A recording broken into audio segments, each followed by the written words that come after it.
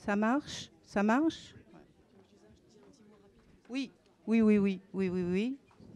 Bonsoir, on va commencer. Voilà. Ben, on est, je sais pas, on n'est pas content, on est triste, mais en même temps, on est très, très content que vous soyez venus.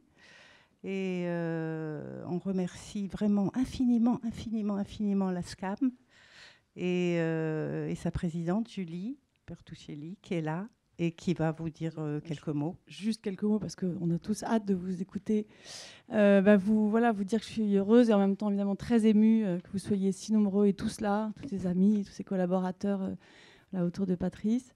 Évidemment, on aurait aimé faire cet hommage en sa présence, qu'il en profite. Comme toujours, on est toujours en rage de ces hommages trop tard, mais il est parti trop vite. Et donc, je souhaite une belle soirée. On va vous entendre tous avec bonheur pour se souvenir de lui et découvrir plein de choses aussi. Voilà, bonne soirée. Je vous laisse la parole. Merci Julie.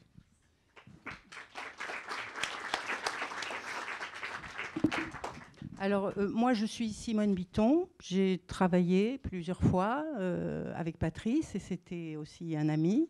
On a partagé plein de choses ensemble. Je ne sais pas très bien comment je me suis retrouvée là, mais bon, voilà. Il fallait que quelqu'un le fasse.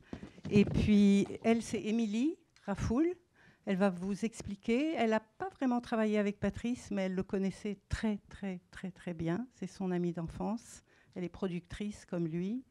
Et voilà, elle a des choses à vous dire pour ouvrir cette soirée. Ça marche. C'est pas l'exercice le plus facile, mais bon, j'espère que ça va se passer. Déjà, c'est formidable que vous soyez tous là, mais ça dit aussi ce qu'était Patrice et les liens qu'il tissait avec les gens, qui avaient une certaine incandescence qui fait que, en effet, toute sa vie est là. Majoritairement professionnelle, c'est une vie que je connaissais peu, moi. J'ai connu Patrice, je ne sais même pas quand je l'ai connu, je m'en souviens pas. J'ai l'impression qu'il a toujours été là, nos parents étaient proches, ils partageaient les mêmes combats dans les années 70. C'était... je devrais déjà surtout remercier Leïla Chahid d'être là. J'allais parler des Palestiniens sans dire aussi, voilà, le fait que Leïla ait traversé, ait fait des heures d'avion pour venir là, et elle n'est pas la seule. Il y a Kim Spencer qui vient de Los Angeles. Enfin, vous avez tous des liens. Agnès, que j'ai pas vue depuis le lycée, qui est la petite sœur de Patrice. Donc, on a grandi avec des parents qui étaient des parents de combat. Il y avait l'Algérie, dont Denise et Robert... Comme tu es très modeste, je vais dire qui était ton papa, parce que tu dis nos parents. Ton papa était Éric Rouleau, qui était un très grand journaliste. Et qui était proche et qui partageait les combats indépendantistes des parents de Patrice. Qui, avec ma mère, Rosie, qui a fait partie des gens qui ont créé Sigma, et Robert et Denise ont porté des combats comme l'Algérie indépendante, toute cette lutte anticoloniale, les Palestiniens, comme toi, Simone, qui est la première à avoir fait un film sur les Palestiniens. Je crois que mon père a été le premier à les citer dans le journal Le Monde. Il y avait les colonels de la Grèce aussi. Et nous, on a grandi dans ce monde-là, dans ce terreau-là. Et c'est le terreau de Patrice. J'ai un papier parce que je ne suis pas sûre de ne pas être trop émue. Et c'est sur ce terreau que Patrice a grandi et a continué sa vie. Il a rajouté à ça ses propres combats, mais il a toujours été du côté des opprimés, c'était le combat de sa vie. Être journaliste, c'était aussi prendre le relais. Moi, je l'ai toujours connu voulant être journaliste. C'était le relais de ton père, de votre père, Robert, qu'il avait été. Patrice avait une intelligence puissante, parfois visionnaire, et un indéniable talent pour défricher des routes inexplorées. Vous allez chacun raconter ce que vous avez fait ensemble. C'était des inventions, des créations. Il y a eu la création de Point du Jour avec Jean-Louis Saporito, qu'on parlera tout à l'heure, Vis-à-vis avec Kim Spencer. Et nous parlerons de tout ça avec vous. Il a toujours eu des projets et il a toujours voulu les mener jusqu'au bout, avec peut-être une certaine mégalomanie parfois. Il lâchait jamais, ça pouvait aussi agacer. Il y a un an, quasiment jour pour jour, j'ai envoyé une équipe à Mossoul. Stéphane Villeneuve, Véronique Robert et Bakhtiar Haddad sont morts sur une mine. J'étais à Bagdad pour essayer de les ramener en France et Patrice m'a appelé en me disant « Je veux t'aider, Je suis fort maintenant. C'était pas vrai. Il n'était pas fort du tout. Parce qu'il avait en lui une vraie saloperie, une souffrance qui pouvait l'écarteler, une souffrance à laquelle moi j'ai assisté, d'un autre monde, et qui pouvait l'écarteler sur place, tellement c'était intolérable. Malgré ses amis, malgré parfois des coups du destin avec Paul Morera, je ne sais pas si Paul est arrivé, pas encore, bon. Mais qu'on appelait Polo, qui était aussi un ami de lycée. C'est cette saloperie qu'il a emportée, c'est elle qui a gagné. Toutes ces années, ces 40-45 années qu'on a partagées hors boulot, il m'a toujours dit qu'il n'en avait rien à foutre du journalisme et rien à foutre de la télé. C'est pas ça qui l'intéressait. Ce qui l'intéressait, c'était changer le monde. Donc Gilles Kayat et Gonzalo Arrijón lui rendent hommage. On fait un film assez bouleversant sur ce qu'il a fait. Ce que vous allez voir maintenant de ce qu'ils ont préparé, ça ressemble à de la télé, mais ça n'en est pas. C'est ce que Patrice voulait, c'est-à-dire bouger les lignes et changer le monde. Voilà. Alors, Gonzalo. Alors, comme ils sont tous les deux aussi très modestes, Gonzalo Arrijón et Gilles Kayat, au cas où ils oublieraient ou ils ne voudraient pas le dire, moi je dis qu'ils ont fait vraiment, je sais pas moi, en 3 jours, un week-end et quelques nuits, jusqu'à hier à 4h du matin, cette réunion d'extraits du travail de Patrice dont ils vont nous parler avant qu'on le voie. 4h du matin. 5h Ça marche pas. 5h 4h du matin pour tous ceux qui font le même métier. Voilà, c'est pas si étonnant que ça. On va dire que c'est habituel. D'abord, je voudrais évidemment vous remercier d'être venu de loin. Émilie l'a déjà dit. Vous allez voir. Est-ce qu'on peut appeler ça un film ? Je ne sais pas. Vous allez voir une sorte de panorama du travail de Patrice tout au long de ces années. Vous allez le voir sous une forme que je ne vais pas vous dévoiler, bien sûr. Quelques petites précisions. On a fait ce film avec les images qu'on a pu retrouver. La carrière de Patrice est émaillée d'accidents, je dirais, d'accidents qui ont fait que certaines images n'étaient pas disponibles. Donc, nous ne sommes pas exhaustifs, nous n'avons pas pu l'être. Et je crois que d'ailleurs, je pense que ça n'aurait pas été une bonne idée, mais beaucoup d'entre vous qui avez travaillé avec lui, je pense, se retrouveront dans ces quelques images. On a eu du mal à choisir. On ne s'est pas super engueulé. Non, ça va ? Ouais. Non, moyen. Non, pas très compliqué finalement. C'est-à-dire que c'est moi qui décidais en fait. Donc, il y a quelques extraits qui n'ont pas été traduits, qui sont en anglais, qui n'ont pas été traduits. Je vous le précise quand même. Donc, oui. Mais pour les anglophones, ça ne devrait pas poser de problème. Et puis, voilà, ça a été quand même une grande émotion pour nous deux. Et je vais te passer le micro pour en parler de cette émotion, parce que moi, je suis nul en émotion. Merci Gilles.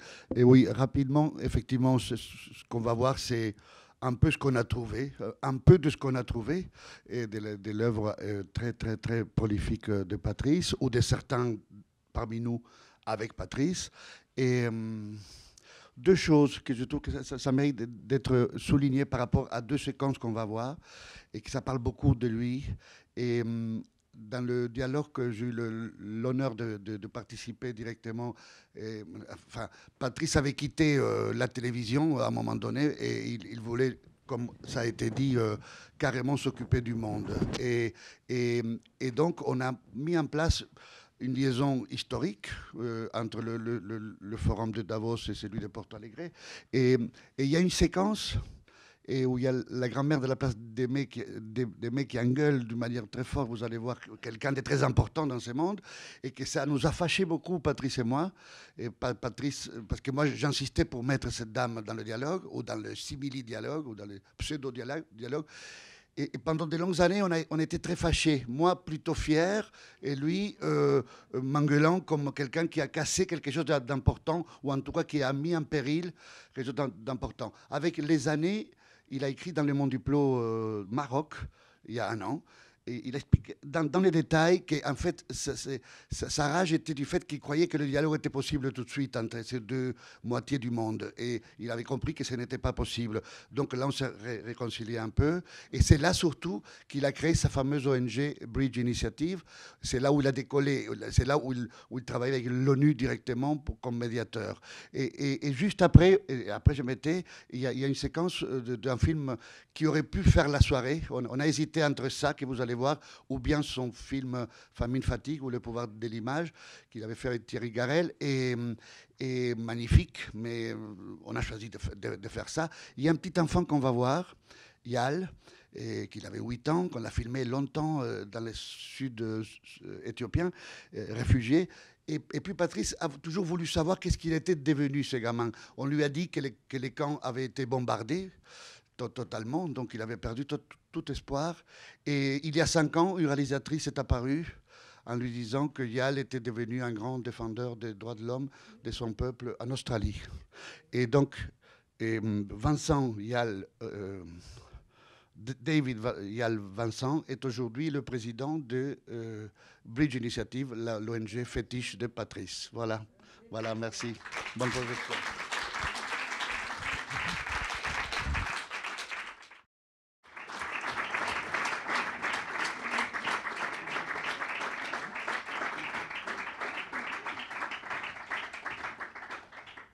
Merci Gilles, merci Gonzalo, vraiment. C'est difficile de parler juste après toutes ces images. C'est difficile de parler après ces images. Les mots... bon. Tout ce que j'avais prévu de vous raconter me semble plat et convenu. Donc je vais pas vous dire tout ça. Je ne vais pas vous raconter comment j'ai rencontré Patrice, etc. Juste vous dire qu'il a produit 2 de mes films qui comptent beaucoup pour moi. Et je vous remercie d'en avoir mis des extraits dans votre compilation. Histoire d'une terre, Palestine, et puis Ben Barka, l'équation marocaine. Et ce sont 2 films qui comptent beaucoup pour moi aussi parce que c'était quand même extraordinaire. C'était des films que je rêvais de faire, mais que jamais j'aurais pensé pouvoir aller les proposer à une chaîne. Ils étaient tellement pas politiquement corrects que c'était impensable à l'époque où je les ai faits l'un comme l'autre. Et puis il y avait Patrice, voilà. Et puis pour Patrice, rien n'était impossible. Et Palestine, histoire d'une terre, personne ne veut me croire quand je le dis, mais en fait c'était une commande. C'est-à-dire Patrice m'a téléphoné et m'a commandé le film avec Jean-Louis. Ils m'ont commandé le film que je rêvais de faire et que je pensais infaisable. Moi, j'avais même pas osé aller le proposer, mais ils me l'ont commandé.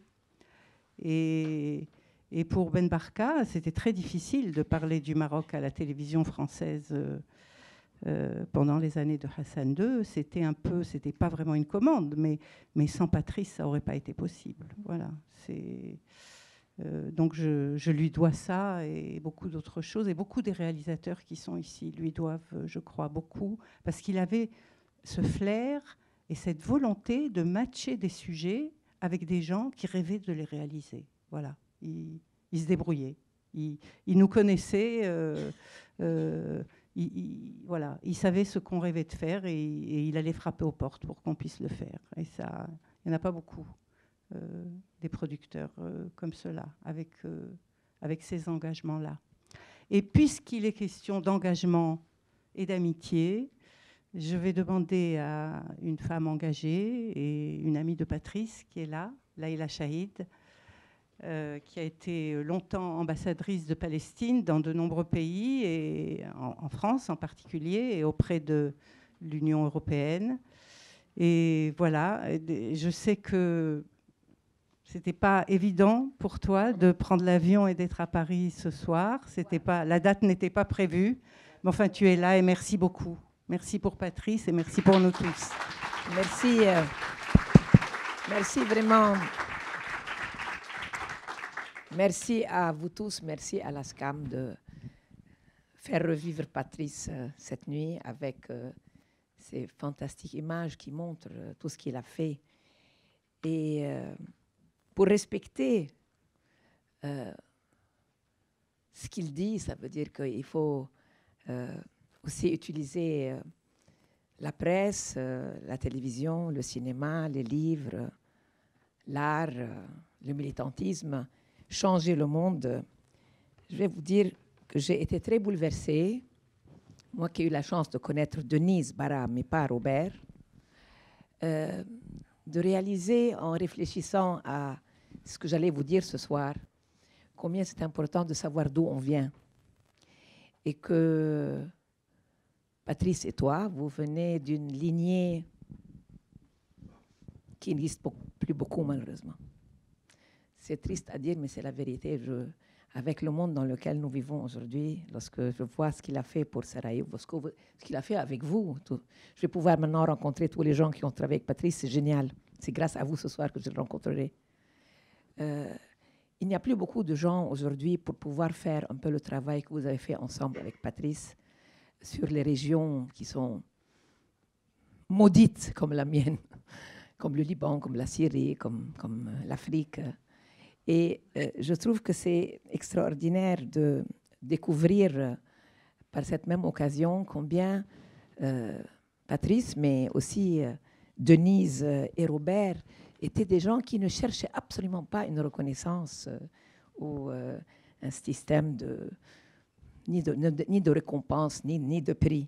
Et je retrouvais une situation absolument incroyable de Patrice parlant à l'occasion de la réédition d'un livre de ses parents. Il dit une phrase dans un entretien à l'Humanité, et on pourrait l'appliquer totalement à Patrice. Tu seras d'accord. Alors il dit, je ne sais pas quel était leur ressort pour faire tout ça. Et après ce qu'on vient de voir, on peut se demander si on ne peut pas appliquer cette question à Patrice lui-même, qui est parti à 60 ans, je veux dire. Pour moi, 60 ans, vraiment, c'est le printemps de l'âge sur le plan humain, sur le plan personnel, sur le plan professionnel, sur le plan politique. Mais bon, il a envie de qui tenir.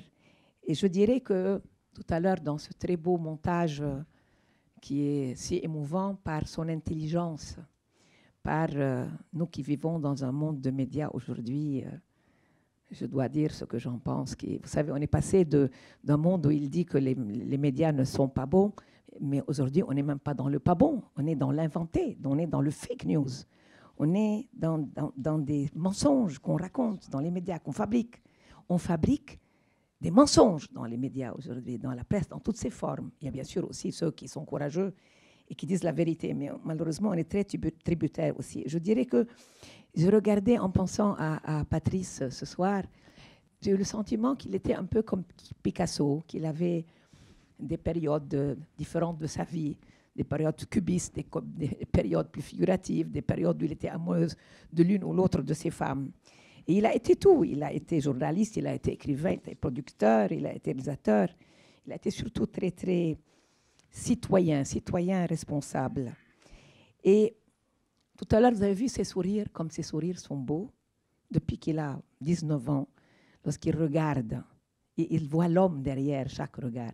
Il nous regarde vraiment, il regarde les gens à qui il fait des films, à qui il fait des reportages. Il voit à travers lui-même. Il voit l'autre, mais il voit lui-même dans l'autre. Et je trouve que, pour moi, son engagement, puisqu'on parle d'engagement, est avant tout à l'égard des hommes. Et je pense que ça, il le doit vraiment avant tout à tes parents.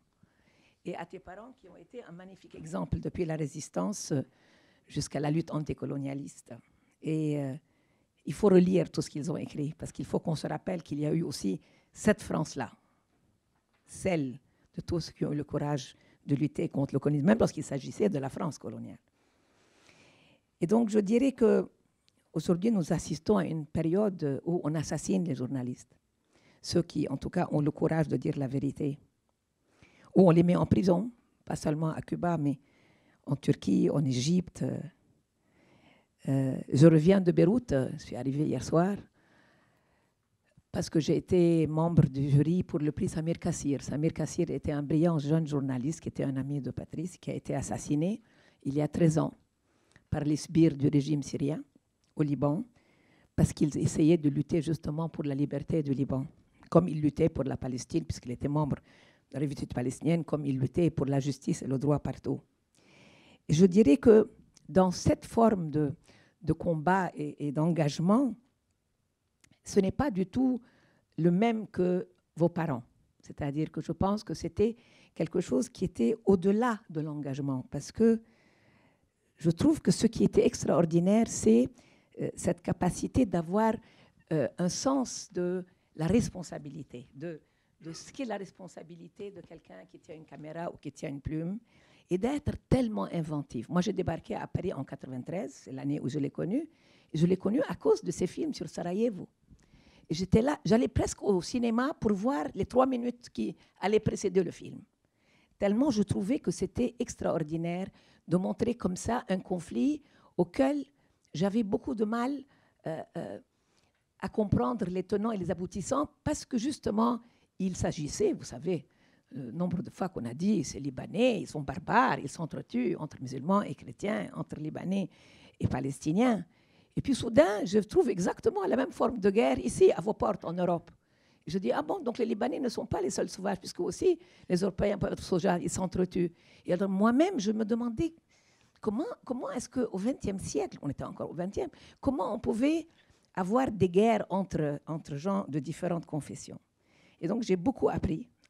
Et je trouve que les 2 minutes, je sais que les partenaires de Patrice sont là, les 2 minutes sur les petites filles qui jouent à la vie, qui est absolument magnifique, vraiment magnifique. Bravo, bravo, parce que c'est magnifique. Et donc, je ne vous dirai pas tout ce que vous avez fait avec lui, ça vous le connaissez, mais moi je voudrais dire que j'ai eu l'occasion, et ça a été une très grande chance pour moi, de le connaître aussi beaucoup comme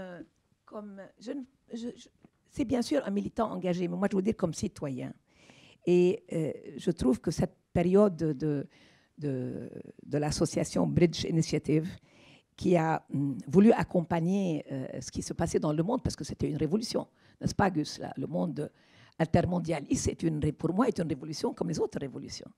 Et j'ai retrouvé donc Patrice, que j'ai connu à Paris, au Maroc, à Fès, dirigeant cette initiative de dialogue dans un magnifique endroit que Bachir connaît très bien, ça veut dire le musée de la Batha, sous l'arbre. Et figurez-vous que dans sa capacité de changer les choses, il avait convaincu James Wilkinson, le président de la Banque mondiale, de financer ces rencontres. On était tous assis par terre à parler, inclus de tout ce que le roi, qui était encore vivant à l'époque, faisait, et que personne n'osait toucher à quiconque, puisqu'il y avait la femme du président de la Banque mondiale qui était assise avec nous. Et donc, ce que disait tout à l'heure Émilie, ça veut dire quelquefois il était tellement acharné qu'il nous tapait sur les nerfs parce qu'il voulait, et on pensait que ça ne suffit pas de vouloir. Et bien lui, il a montré que lorsqu'on veut et qu'on y croit, on peut. Et je pense que ceci est un legs tellement important, surtout de nos jours, où il n'y a plus de logique, il n'y a plus, comment vous dire, j'ai le sentiment qu'il n'y a plus de règles de jeu, il n'y a plus moyen de savoir qu'est-ce qui gère les relations internationales. J'ai adoré ce projet qui dit l'histoire continue, où on continue à écrire l'histoire. C'est les journalistes qui ont décidé, après l'assassinat de la journaliste de Malte, qui a été assassinée parce qu'elle a osé faire son enquête sur la corruption.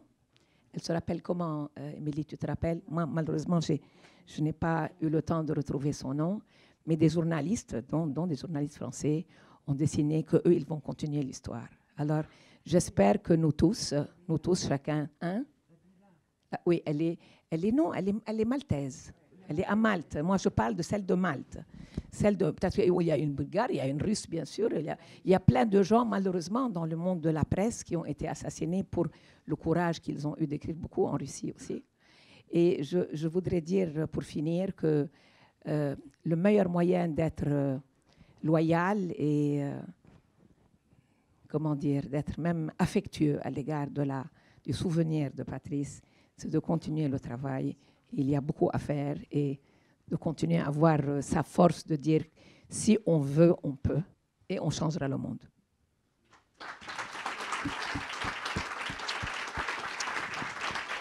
Merci.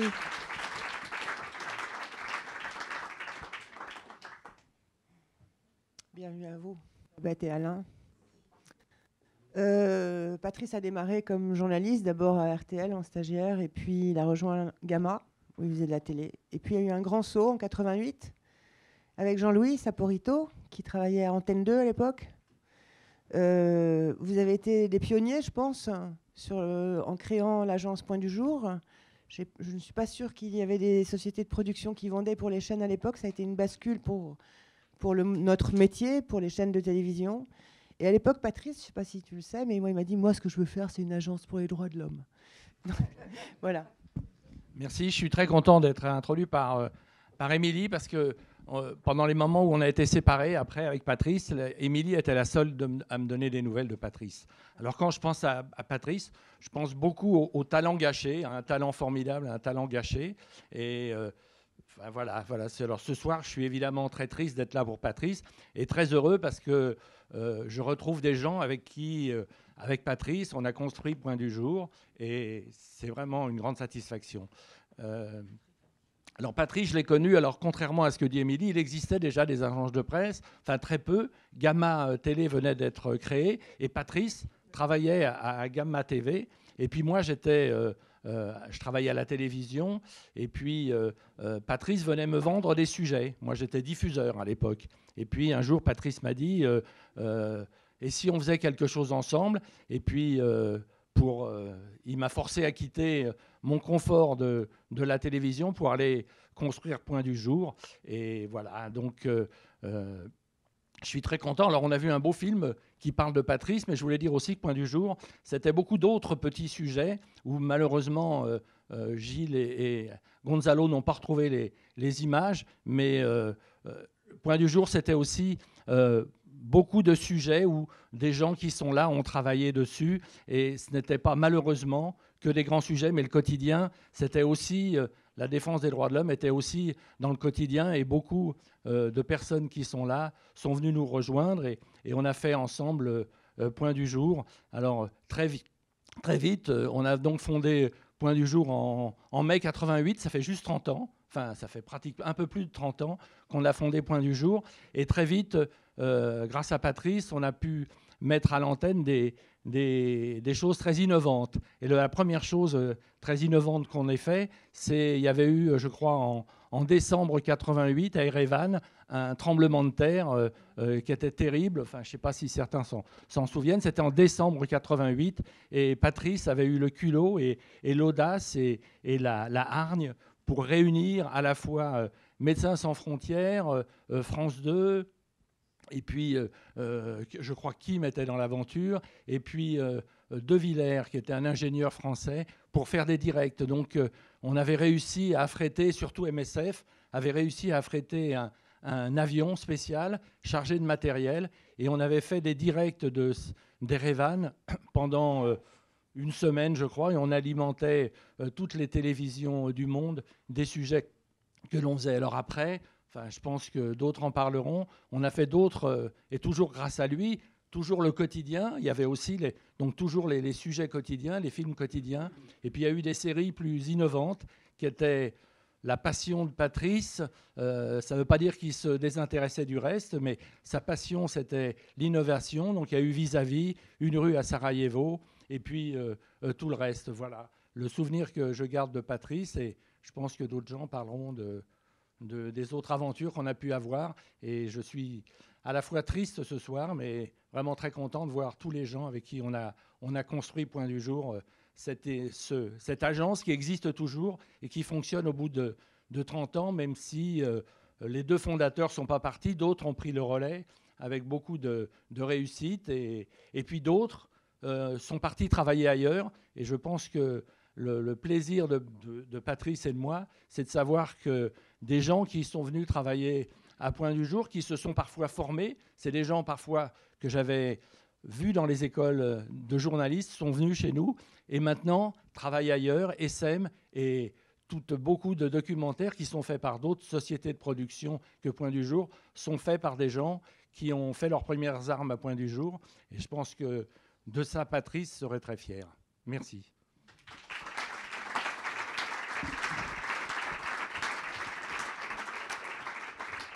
Deux, 3 ans plus tard, en 91, c'est la naissance d'Arte. Et à Arte, il y a un monsieur qui s'appelle Thierry Garel, qui prend en main le documentaire et qui imprime là aussi un énorme virage, parce qu'il installe à la télévision française ce qu'on va appeler le documentaire d'auteur. Ça a été un grand monsieur du documentaire que moi, je n'ai pas connu, mais je sais que Patrice, lui, et Jean-Louis, probablement vous aussi, avaient beaucoup travaillé au début, et Patrice était là au début avec Garel pour la naissance d'Arte. Thierry Garel a été s'installer à l'autre bout du monde. Il ne pouvait pas être là ce soir, mais il a enregistré un petit message pour nous sur Patrice de Vancouver. Je vous parle d'un pays lointain, du pays des baleines blanches où je vis désormais, pas en direct, mais en différé. Chez vous, c'est le soir, ici, c'est encore le plein midi. Bonsoir, donc. Dans le combat entre toi et le monde, seconde le monde. Je ne sais pas pourquoi c'est cet aphorisme de Kafka qui m'est à la fois proche et qui m'est toujours resté énigmatique, qui m'est venu à l'esprit quand j'ai appris la triste nouvelle de la disparition de Patrice. Patrice était du tout premier cercle des producteurs documentaires de la 7 puis d'Arte, de ces producteurs qui ont aussi assuré son succès. Au fil des années, il a su aider de jeunes auteurs, des hommes et des femmes qui avaient choisi le documentaire. Bonsoir Simone, Fulvia, Baudouin, Gonzalo et tous les autres. Il pratiquait un journalisme d'intervention dans l'urgence du maintenant pour conjurer les injustices du passé et les craintes de l'avenir. Il plaidait la cause de l'homme. Je n'ai pas revu Patrice depuis 10 ans. Il ne le connaissait pas dans ses nouvelles activités. Je ne le connaissais pas d'ailleurs. Je ne connaissais pas sa vie privée, cette vie dont il est désormais privé. Ce que je sais, c'est que pour ses proches, à qui je voudrais présenter ce soir mes condoléances, désolé, mais aussi pour nous tous, il eût été plus utile ici-bas que dans cet improbable ciel où il s'est envolé. Mais c'est son choix et il faut lui laisser son mystère. Chaque chose qui bouge dans chaque être, chaque bougie. Patrice était aussi un enfant brûlé du XXe siècle qui portait un héritage peut-être trop lourd pour lui. Je sais que je n'oublierai pas ce ton de conviction passionnée qui l'animait déjà, cette lumière dans ses yeux clairs, quand il est venu nous proposer au tout début de la 7, il y a 30 ans, son premier film, ce film qui s'appelle Famine, fatigue, et qu'il a consacré à la mort de 250 000 hommes et femmes morts de faim au Soudan, dans l'indifférence mondiale générale, parce qu'il y avait d'autres sujets qui faisaient les gros titres. L'image et son pouvoir, dit le sous-titre, l'image et son pouvoir dans les désastres du monde. C'est un film qui est probablement passé trop inaperçu, mais très important, qui nous parlait de la démocratie médiatique dans laquelle nous vivons maintenant. Bien sûr, c'était avant l'Internet, mais il est quand même d'une actualité criante. Je pense qu'il gagnerait à être revu aujourd'hui et rediffusé. Un documentaire de réflexion, comme Patrice les appelait joliment, un documentaire à méditer pour nous tous, hommes et femmes de bonne volonté, comme on dit, citoyens du monde, de ce mad mundo qu'il nous appartient désormais de chercher sans lui à rendre meilleur. Bonsoir. Je vais appeler le monsieur qui a appris son métier à Thierry Garel. C'est monsieur Claude Guizard, chez qui Garel a débuté, hein, à l'Institut national de l'audiovisuel. Claude est une personne très importante et très précieuse pour nous autres, les documentaristes de ce pays. Depuis le temps où il a dirigé le merveilleux service de programmes de création et de recherche à l'INA, jusqu'aux ateliers Varan, dont il a été jusqu'à peu le président, pas d'honneur, hein, le vrai président, j'en suis témoin, en passant par les Amis du cinéma de réel et beaucoup d'autres lieux emblématiques de notre passion commune, qui nous réunit ce soir, tous ensemble, grâce à Patrice. Voilà.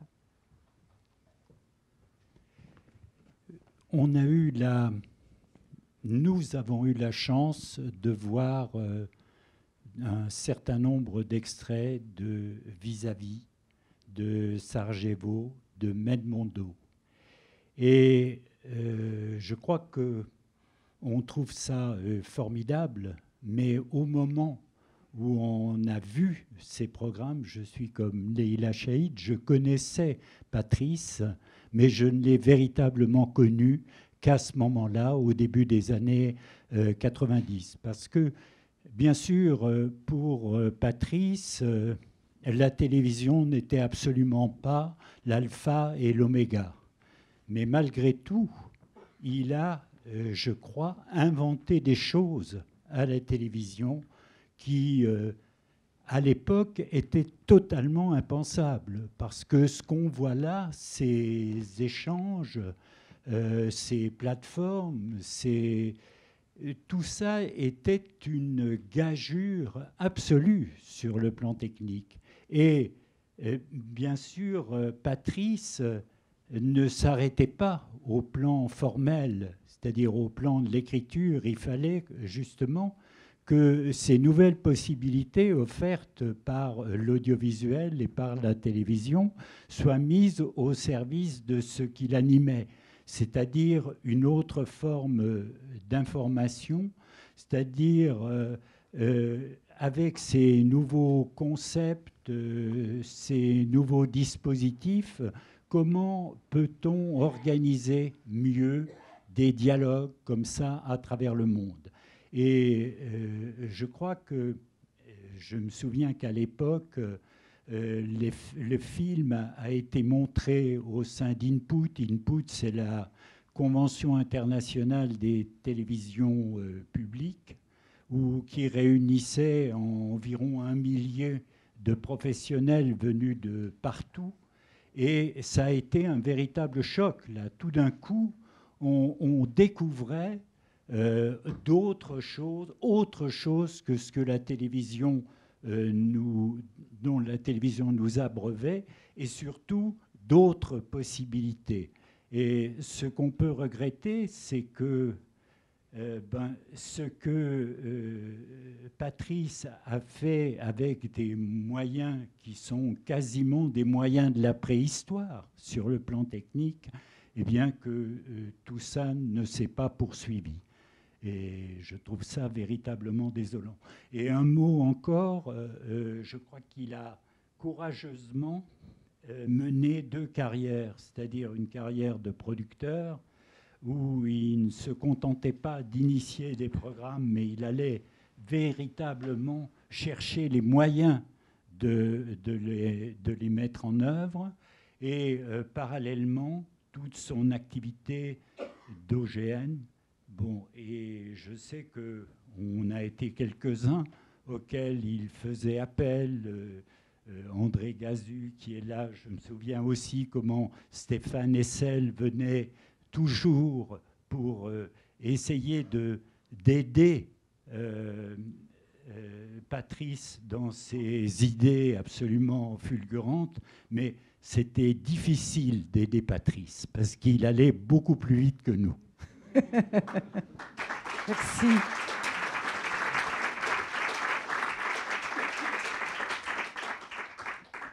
Merci beaucoup, Claude. nous allons voir maintenant un autre témoignage vidéo que nous avons reçu de Guadeloupe, où vit maintenant l'une des collaboratrices de Patrice, la monteuse Corinne Godot, qui a monté une grande partie de son travail personnel, mais qui a aussi et surtout, enfin pas surtout, mais qui a aussi été l'un vraiment des piliers de l'aventure de Vis-à-vis. Et voilà, Corinne est loin, en Guadeloupe, mais elle nous a envoyé un témoignage vidéo qu'on a reçu il y a quelques jours, et que voici.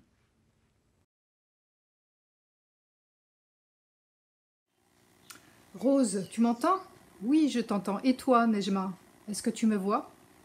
Nejma, d'origine algérienne, vivant à Gennevilliers, échange avec Rose, haïtienne, résidant à Brooklyn. Le premier vis-à-vis que nous avons monté ensemble, des heures, des jours et des nuits à résoudre des questions techniques. Des heures, des jours et des nuits à chercher la manière pour faire de ce dialogue improbable une heure d'échange d'idées, de partage d'émotions. Une heure pour révéler la fragilité de ce lien. Une fragilité ressentie rien qu'en regardant cette image mal définie. Une image qui, au moindre mouvement, devenait une peinture impressionniste. Faire dialoguer des gens qui jamais ne pourront se rencontrer, un Palestinien réfugié en France avec un Israélien, les jeunes de Belfast et de Sarajevo, un administrateur de l'ONU à New York avec une Somalienne, dans son pays ravagé par la famine, pour ne citer que cela. Les faire se rapprocher, se comprendre, s'accepter. C'est déjà un peu bridge initiative, non? C'est tout cela, toi, Patrice. Journaliste intègre, têtu et convaincu, humaniste avant tout. Novateur de concepts au service des rapports humains, déclarant la guerre à toutes les guerres, par l'image, par le dialogue. Nous étions ensemble à batailler sur les premières petites chroniques de la rue de Sarajevo. Il faisait si froid. Pour nous réchauffer, la bouteille de whisky était au pied du banc de montage. Tu me proposais un petit bouchon? Tu te souviens? Tu les as aimés, tous ces gens de la rue, et il t'aura fallu être tenace et mener un dur combat au sein des chaînes de télévision pour faire exister ces 2 minutes quotidiennes de leur vie captive. Lorsque le terrorisme a frappé l'Algérie, si cher à ton cœur, il te fallait y aller. Alger la Blanche, devenue rouge de sang. J'étais de la partie là aussi. Combien d'heures avons-nous passé à nous interroger sur l'utilisation de l'image, sur le document devenu spectacle, à douter de ce qu'il faut montrer ou dire, de comment le montrer ou le dire. Merci Patrice de m'avoir fait partager tous ces vécus forts et essentiels. Merci Patrice de m'avoir fait confiance tant de fois. Grâce à toi, j'ai beaucoup appris sur l'humanité et sur moi-même. Patrice, tu m'entends? Moi oui, j'entends toujours ta voix et je te vois encore. Cette photo de l'aube, où la lune tarde à se coucher, ce 31 janvier 2018, pourrait être celle du monde nouveau que toi, Patrice Adam, souhaitais inventer. Je te la dédie, comme un nouveau point du jour.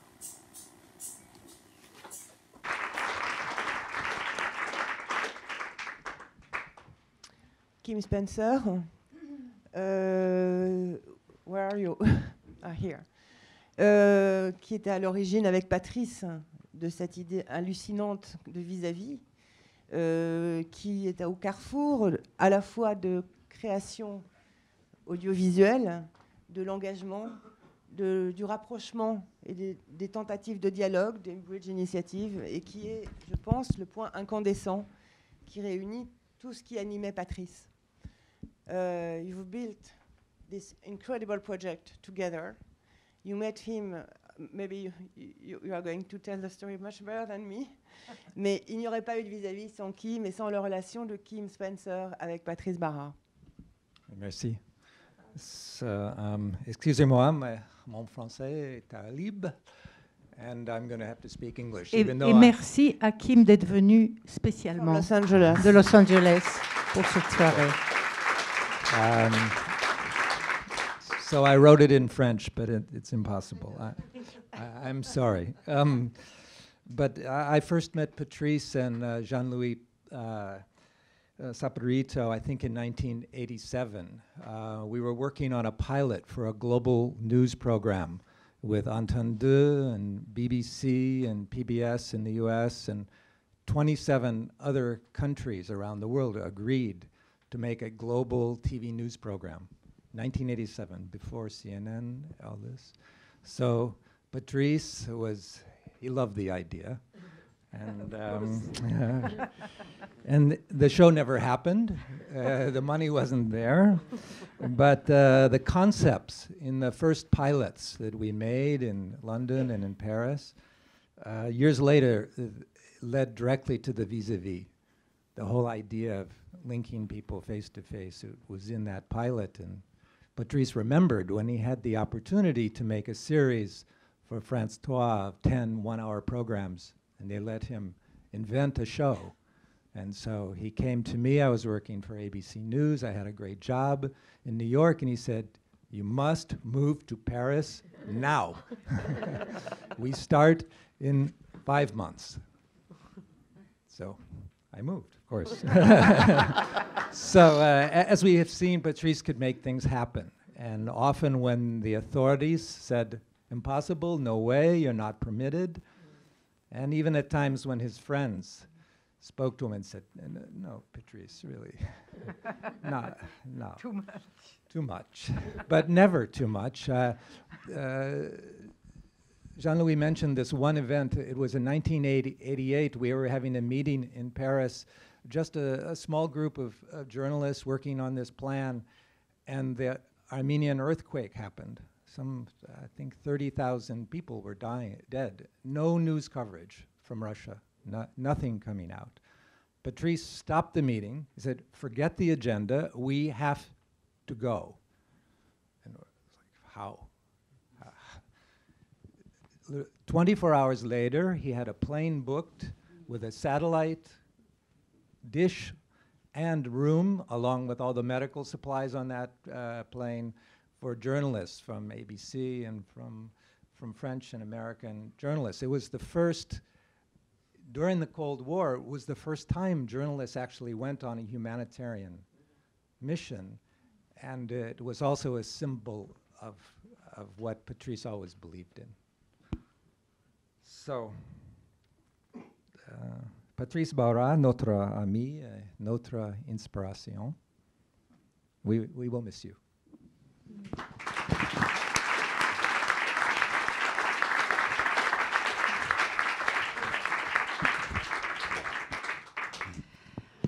Merci Kim. Nous aurons, après le programme officiel, encore du temps autour d'un verre pour continuer d'échanger. Patrice aurait adoré ça, de vous voir tous ensemble, ceux qui ne se connaissent pas, voilà, faire connaissance ce soir et continuer. Patrice et moi faisions partie, tous les deux, du comité pour la vérité sur la disparition de Mehdi Ben Barka. Et pour l'anecdote, je dirais que même s'il nous est arrivé, au cours des 15 dernières années, parfois de ne pas nous voir pendant une année entière, mais on se revoyait le 28 octobre devant la brasserie Lippe, quand on était à Paris. Il y avait ce rendez-vous annuel des gens qui demandent toujours la vérité et la justice pour Ben Barka. Il m'est souvent arrivé de revoir Patrice là. On savait que si on ne s'était pas vu depuis très longtemps, ben on se verrait là, on irait boire un verre ensemble. Nous avons le grand honneur et le plaisir d'avoir parmi nous ce soir le fils de Mehdi Ben Barka, Bachir. Où es-tu, Bachir? Voilà. Qui nous a beaucoup aidés à faire le film que j'ai réalisé sur son père, parce qu'il nous a ouvert la porte de la gauche marocaine et de beaucoup d'autres choses. Et on était devenus amis, je peux dire, hein, tous les trois, voilà. Et on continue à défendre ce film. Pour le cinquantenaire de la disparition de Ben Barka, on s'est retrouvés à plusieurs reprises encore récemment, en 2015, donc à des projections un peu partout. Patrice, toi et moi, voilà, à montrer notre film. Et voilà, merci d'être venu.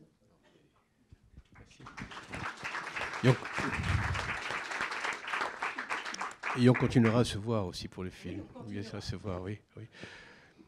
Malheureusement, je n'ai pas connu Patrice comme j'aurais voulu le connaître, mais j'ai tenu absolument à être là pour cet hommage. J'ai connu pour la première fois à travers Simone pour le film. Et la présence de Simone et de Patrice pour ce documentaire était pour nous un gage de sécurité.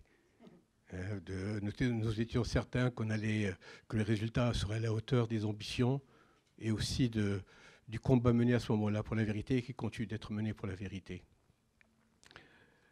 Mais ce que j'ai connu de Patrice, ce que je connais de Patrice, à travers ce que j'ai lu, ce que j'ai en discutant, ce que j'ai donc de son travail, moi je peux le résumer par des mots comme fidélité, engagement et continuité. La continuité de ses parents, de Robert et Denise, continuité pour changer le monde, voir un monde plus libre, un monde plus humain, un monde plus fraternel. Mais pour changer le monde, il faut mener des combats. Robert et Denise ont mené des combats contre le fascisme, contre le colonialisme, contre le néocolonialisme. Patrice a mené, lui, des combats dans la continuité, contre les nouvelles formes d'oppression, de répression, d'injustice. Et pour mener ce combat, il faut des armes. Patrice, les armes qu'il a choisies, c'est les armes de l'écrit, du film, et là aussi de production, en suscitant d'autres à mener, donc à porter ces combats. Et ça a donné ce qu'on a vu. Ça a donné le film sur Ben Barka, sur la Palestine. Et ce film sont des outils, sont des armes. Le film Ben Barka, l'équation marocaine, c'est un outil pour notre combat pour la vérité. Il est le support de débat qu'on a mené avec Simone partout, même au Maroc. C'est un film qui a beaucoup circulé en cassette VHS au Maroc. Aussi, oui. Et qui continue malheureusement encore à servir de support pour ce combat pour la vérité, parce que cette vérité est toujours à chercher et à trouver contre la raison d'État. Et là aussi, il y a cette continuité de Robert, Denise, Patrice, dans ce combat, en nous accompagnant. Il y a 50 ans, il y a 52 ans, quand mon père a été enlevé, Robert et Denise ont été dans le premier comité pour la vérité. Je suis la présidente de Chandry Julien. Et aujourd'hui, 50 ans après, à l'occasion du 50e anniversaire, à l'occasion de la création d'un nouveau comité pour la vérité, Patrice et Simone ont répondu présent pour ce comité sous la présidence de Louis Joannet, pour continuer ce combat pour la vérité et pour la mémoire. Et je crois aussi le meilleur hommage, ça a été dit, ça a été redit, je le redirai, le meilleur hommage à rendre à la mémoire de Patrice, c'est de continuer à essayer de changer le monde. Merci. Merci Bachir.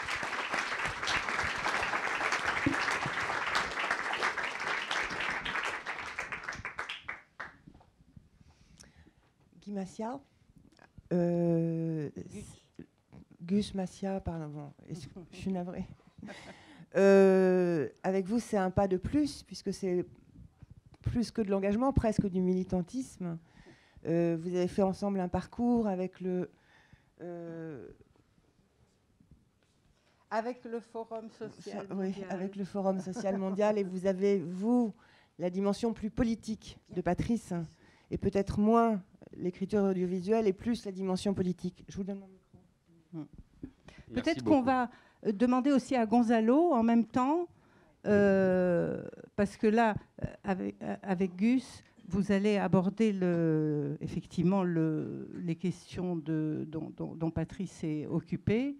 Et je crois que tu as un message d'un des fondateurs du Forum social mondial. Bon, voilà. On restera dans le même sujet. Voilà. Très bien, merci. Évidemment, c'est plus qu'émouvant de parler de Patrice. Je pense qu'il aurait été très heureux que tous nous soyons à Belle-Île. Parce qu'il passait ces dernières années son temps à nous dire il faut venir à Belle-Île, mais tout le monde va être là à Belle-Île. Tout le monde va être là. Évidemment, c'est loin, Belle-Île, hein, quand même. Bon, eh bien, Patrice était un homme merveilleux qui débordait de vie. Et effectivement, c'était tout à fait inimaginable parce que chaque fois qu'il venait vous rencontrer, vous voir, c'est parce qu'il avait des idées. Il débordait d'idées. Bon. Et quand Patrice arrivait avec une idée, souvent je me disais, bon, ça va être encore une idée incroyable, mais et évidemment, ça ne va pas marcher. Mais on se disait pourtant, mais ça devrait marcher quand même. Parce que c'est une excellente idée. Parce que c'est ça qu'il faudrait arriver à faire, justement. Parce que Patrice, il pensait à l'échelle du monde. Voilà. Et il le faisait doublement, d'abord par ce qu'il voulait apporter, sa manière de prendre en compte le monde, et par cette idée que par les médias, par la création, par la diffusion, on pouvait toucher le monde. Et donc, en fait, je pense que c'est peut-être un de ceux qui représente le mieux ce qu'est l'altermondialisme.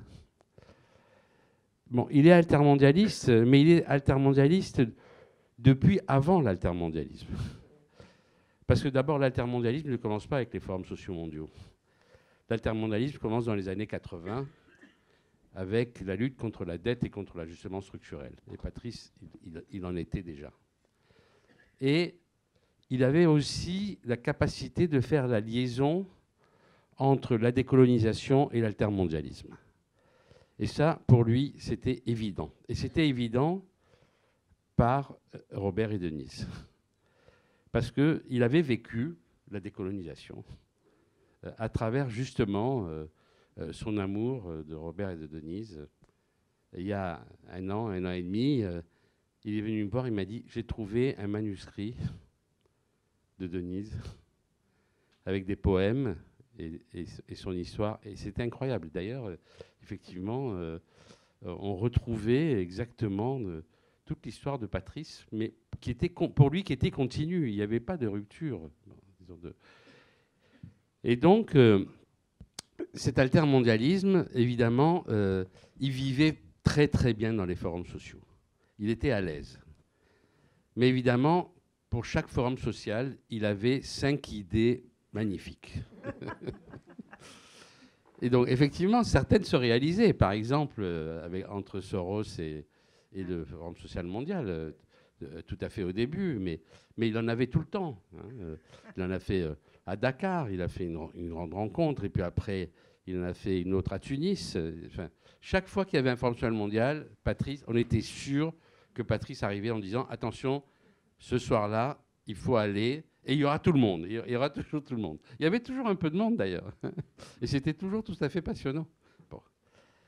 Bon. Et puis, Patrice, alors, aussi, il était altermondialiste parce que il avait une idée politique très claire. Et son idée politique, c'était la Déclaration universelle des droits de l'homme.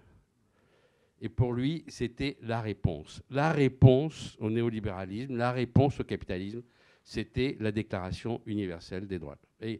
Et toujours, il revenait là-dessus. Il voulait la réécrire, évidemment, ça c'est normal, bon, avec plein de monde qui devait la réécrire avec lui. Et donc, il était prêt à tout. Et, bon. Et il était aussi très attaché, il avait ce côté quand même de croire que tout est possible à partir du moment où on a l'idée que l'on va dans la bonne direction. Et notamment, ce qu'il avait, c'était cette idée que les Nations Unies portaient la Déclaration universelle des droits de l'homme. Et c'est pour ça qu'il a passé beaucoup, beaucoup de temps à essayer de monter des choses. Bon, avec Bridge Initiative, je me rappelle, il nous a entraînés à New York, dans le bureau de Kofi Annan, pour discuter de ce qu'on pouvait faire pour changer le monde. Bon. Et puis ensuite à Rome, avec l'ensemble des organisations des Nations Unies, où ils avaient réussi à nous faire passer 2 jours. Bon, c'était... Et toujours on se disait, bon, ça ne va pas marcher évidemment, mais peut-être quand même que ça devrait marcher. Et je crois que vraiment, bon, Patrice est toujours vivant. Merci. Merci. Aidez-moi encore. Gonzalo? Oui. Tiens. Oui, donc très rapidement, deux témoignages d'il y a quelques heures, des grands amis de Gustave, les deux fondateurs du Forum social mondial, dont je suis très admiratif, évidemment. Donc, Chico Huiteic, brésilien. Et alors, très rapidement, son idée essentielle, il l'a connue pendant le dialogue, le fameux dialogue Davos-Porto Alegre. Dialogue difficile et en effet presque impossible, mais qui a eu le mérite, qui a eu ah ça c'est joli une femme, qui a eu le mérite, oh là là, qui a eu le mérite de lancer aux yeux du monde entier le besoin et la possibilité de faire ce monde échapper à la domination de la pensée unique et de l'économie des marchés. Et il a toujours insisté. Et il a toujours parlé de sa foi, il a toujours montré sa foi dans le dialogue comme instrument essentiel pour la construction de la démocratie et de la paix, que cette foi puisse nous contaminer à tous, en étant un des grands défis de toujours de l'espèce humaine. Voilà, ça c'est Chico. Et Candido Grybowski, l'autre Zozo, là, extraordinaire. Et Patrice a été pour moi un compagnon fondamental. On a fait beaucoup de choses ensemble, sans avoir peur d'oser. Et on s'est rencontrés partout, à Fès, à New York. On a monté des coups ensemble à Londres, à Tunis, mais beaucoup dans les forums sociaux. Et c'était quelqu'un... Et j'ai appris avec lui l'importance stratégique de la communication pour avoir une incidence sur la réalité. Il m'a fait voir pratiquement comment disputar imaginarios, je ne sais pas comment traduire ça, comment discuter autour des imaginaires, des rêves, des visions, des propositions, et capable de bouger les structures et les processus, même avec très peu de moyens, mais avec énormément de créativité. Et on a partagé les sentiments du possible, de tous les possibles, face à plein d'adversités. Et on a eu nos différences, mais on s'est toujours rencontrés. Et donc, aujourd'hui, je pense que son legs, c'est dans ses œuvres, dans ses œuvres de communication et dans ses œuvres d'auteur, et qu'il est avec nous vivant et qu'on les porte avec nous, Candido Grybowski. Il traduisait tout en lisant. Hein. Il traduisait tout en lisant. Bon, il y a eu beaucoup d'autres projets, beaucoup d'autres aventures, comme Algérie maintenant, avec Morad Aïtabouche, qui est là ce soir. Belle-Île. À Belle-Île, il y a Locmaria, et après Locmaria, bien plus loin, tout au bout, il y a la Pointe du Sceul. À la Pointe du Sceul, il y avait votre maison, celle de vos parents. Thierry, tu veux me rejoindre? Thierry Leclerc. Dans cette maison où j'ai pu aller, moi, qui débordait de souvenirs, de papiers, je ne sais pas quoi dire, de photos, de tous les documents de Denise et Patrice. Ça faisait partie d'un des projets qui l'habitait le plus à la fin et que vous avez pris en main, Samia et toi. Et je te laisse en parler. Merci Émilie. Oui, juste un petit mot d'ailleurs, parce que beaucoup de belles choses ont été dites. Il y a eu la grande aventure de Point du Jour. Il y a eu aussi l'aventure d'Article Z. Article Z, c'était quand même sur les grands boulevards. Il y avait les boulevards qui étaient grands parce que les locaux étaient encombrés. Et je pense que ça rejoint aussi la créativité de Patrice. Des monceaux de carton, de papier, de vieux fauteuils en cuir, etc. Et je voudrais parler d'un projet qui montre bien ce qu'on a évoqué, sa ténacité et son audace. On était au téléphone, mais il se trouvait que j'étais en reportage à l'étranger. Je lui dis, tu sais, on était à la fin des années 90, la guerre civile algérienne continuait. Et je lui dis, tu sais, on devrait, Patrice, faire quelque chose. Regarde, Brian Lapping a fait magnifiquement Bosnia sur le conflit yougoslave en réunissant tous les protagonistes. Est-ce qu'on ne pourrait pas faire un peu la même chose sur l'Algérie? Projet complètement fou, parce qu'on avait 10% de chances que ça marche.